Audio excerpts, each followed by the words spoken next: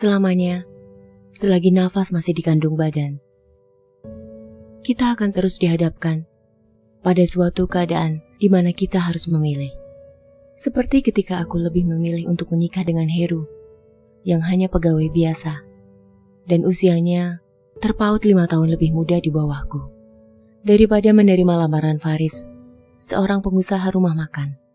Pada awalnya, tak mudah untuk mendapatkan restu dari kedua orang tuaku. Aku memahami kekhawatiran mereka.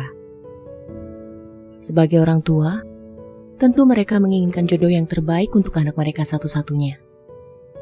Mungkin itulah yang disebut cinta. Rela dan ikhlas menerima apapun kekurangan pasangan kita. Heru baru saja berangkat kerja ketika tiba-tiba saja ibuku datang dengan raut wajah keruh. "Ada apa lagi, Bu?" tanyaku demi melihat raung murung ibuku. "Bapakmu benar-benar keterlaluan, Sri. Ibu gak sanggup lagi kalau terus-terusan seperti ini." Kulihat mata tua ibuku mulai basah. "Diminum dulu, Bu."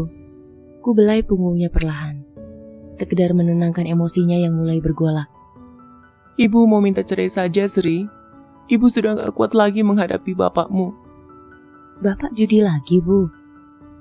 2 tahun terakhir ini, bapakku kecanduan judi. Semua harta yang diperoleh dengan kerja keras, mobil, tanah, sawah, habis di meja judi. Satu-satunya harta yang tersisa hanya rumah, yang kini ditempati oleh orang tuaku. "Semalam Juragan Warso datang ke rumah, Sri. Dia bilang kalau gak segera dilunasin hutang-hutang bapakmu, maka rumah kita akan disita." Ibuku mulai terisak. Aku terdiam, entah harus berkata apa. Tulang-tulangku seperti dilolosi. Tubuhku lemas. "Berapa hutang Bapak, Bu? Kok sampai rumah kita mau disita?" 78 juta, Sri. Belum termasuk bunganya. Juragan Warso adalah seorang juragan kaya di kampungku. Dia meminjamkan uang dengan bunga yang mencekik leher. Aku menghela nafas panjang. Kubiarkan saja ibuku yang masih tergupu di sampingku. Anganku menerawang. Kemana kiranya aku mencari uang sebanyak itu? Apa kata Heru nanti kalau tahu permasalahan ini? Kepalaku terasa berputar cepat. "Sudah, Bu. Sekarang lebih baik Ibu pulang saja dulu. Nanti Sri pikirkan jalan keluarnya." Kucium tangan ibuku sebelum berpisah. Sudah 2 hari ini Heru mendiamkanku. Sejak ku beritahu niatku untuk mengadu nasib ke luar negeri demi membantu melunasi hutang-hutang bapakku. Lagi-lagi aku dihadapkan pada sebuah pilihan. Suamiku akhirnya luluh. Dengan berat hati dia melepas kepergianku ke Hong Kong. Aku dipekerjakan pada sebuah keluarga di daerah Satin. Majikan lelakiku, seorang guru besar di universitas swasta di Hong Kong. Sementara istrinya bekerja di sebuah panti rehabilitasi. Mereka memperlakukan aku selayaknya keluarga sendiri. Tugasku hanya bersih-bersih rumah dan memasak. Satu-satunya anak mereka sudah beranjak remaja, 14 tahun. Aku bekerja dengan mereka selama 4 tahun. Selain untuk melunasi hutang bapakku, aku juga menyisakan sedikit uang untuk membuka warung kelontong di depan rumah. 4 tahun berlalu sudah. Kepulanganku disambut dengan sukacita oleh suami dan kedua orang tuaku. 2 bulan setelah kepulanganku, aku dinyatakan hamil. Kami semua bersukacita menyambut bayi mungilku. Waktu begitu cepat berlalu. Tahun berganti, kebutuhan hidup mulai terasa menjadi beban berat yang harus kami pikul. Penghasilan Heru sebagai pegawai administrasi di kantor pengacara, ditambah pendapatan dari warung kelontongku, hanya cukup untuk memenuhi kebutuhan sehari-hari dan membayar uang sekolah anakku yang masih kecil. Kita nggak punya pilihan lain, Mas. Kebutuhan kita semakin membengkak, sementara pendapatan kita hanya cukup untuk makan. Aku berusaha meyakinkan Heru untuk mengizinkan aku pergi ke luar negeri lagi. "Seberapapun gak akan pernah cukup, Dik. Kita harus terima," jawab Heru. Terima. Anak kita semakin besar, Mas. Biaya sekolah semakin mahal." Aku menjawab dengan nada tinggi, hening. "Ya sudah, Dik, kalau kamu memang maksa.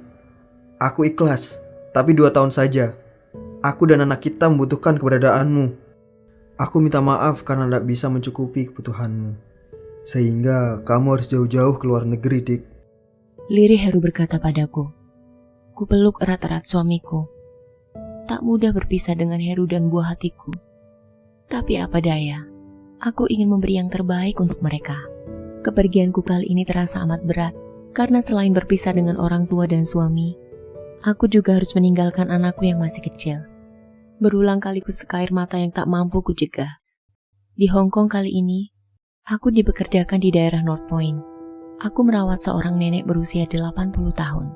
Nenek yang kurawat masih sehat, tetapi perlakuannya padaku sungguh tidak pantas. Sejak awal hingga tahun keempat aku merawatnya, tak pernah sekalipun dia menyebut namaku. Setiap kali dia selalu memanggil dengan julukan kasar. Bahkan tak segan dia memakiku di keramaian. Segala tingkah polanya seakan sengaja membuatku tak nyaman. Pernah, dia tidak enak hati karena lama tak dikunjungi anak-anaknya. Saat aku menyuguhkan air hangat dan obatnya, dia malah menyiramku dan melempar cangkir itu hingga menghantam kepalaku.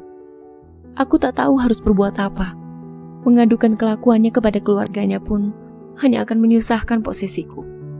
Aku hanya bisa bersabar dan berusaha memaklumkan sikapnya, sambil memikirkan suami dan anakku di rumah. Perjuanganku di negeri orang kali ini kurasa berat, dan bertambah lagi bebanku manakala ku dengar dari cerita orang tua dan anakku, bahwa Heru mulai berubah.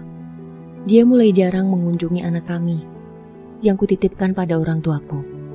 Ketika kutanyakan hal ini padanya, dia selalu bilang sibuk. Aku tak percaya begitu saja. Jujur, instingku sebagai seorang istri mengatakan, suamiku mulai tergoda wanita lain. Sore itu, tiba-tiba Heru menghubungiku. Dia mulai menyalahkan aku karena meninggalkannya bertahun-tahun. Dia menyalahkan aku karena tak pernah memahaminya. Singkat cerita, dia menceraikan aku karena wanita yang selama ini menjadi teman selingkuhannya hamil dan menuntut untuk dinikahi. Duniaku serasa gelap. Bertahun-tahun aku membanting tulang untuk kesejahteraan keluargaku, untuk masa depan anakku, dan sekarang suamiku menceraikan aku. Aku terpuruk, aku terluka setengah mati. Tapi kondisiku memaksa untuk harus tetap tegar. Aku tetap melakukan tugasku seperti biasa. Masa kerja yang rencananya hanya 2 tahun ku perpanjang lagi. Aku tak ingin bertemu Heru. Kini 4 tahun berlalu sejak peristiwa itu. Hatiku tak lagi berdarah mengingatnya. Perihnya memang masih terasa. Tapi aku harus pulang untuk anakku tercinta.